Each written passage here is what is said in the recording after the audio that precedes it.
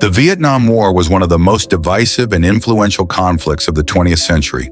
Fought from 1955 to 1975, it not only shaped the future of Vietnam, but also left a deep impact on global politics, especially in the United States.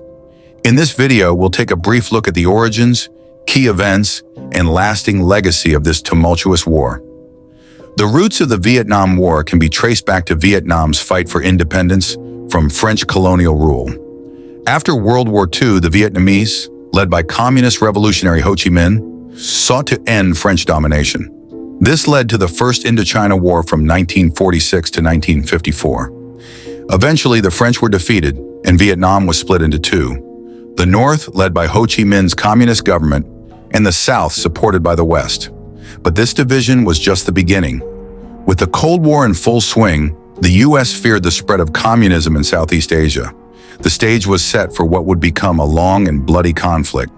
The Vietnam War escalated in 1964 after the Gulf of Tonkin incident. The U.S. claimed that North Vietnamese forces attacked two American destroyers.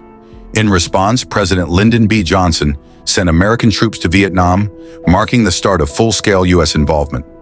One of the war's most important turning points came in 1968 with the Tet Offensive. North Vietnamese forces launched surprise attacks on cities across South Vietnam during the Vietnamese New Year, known as Tet. Although the offensive was a military failure for the North, it was a psychological blow to the U.S. Back home, it shifted public opinion against the war. The growing unpopularity of the war was further fueled by atrocities like the My Lai massacre, where hundreds of innocent civilians were killed by U.S. soldiers. This event highlighted the devastating human cost of the war. As the war dragged on, anti-war protests erupted across the United States, with millions of Americans calling for an end to U.S. involvement. The protests intensified after the Tet Offensive, with young people, students, and veterans leading the charge.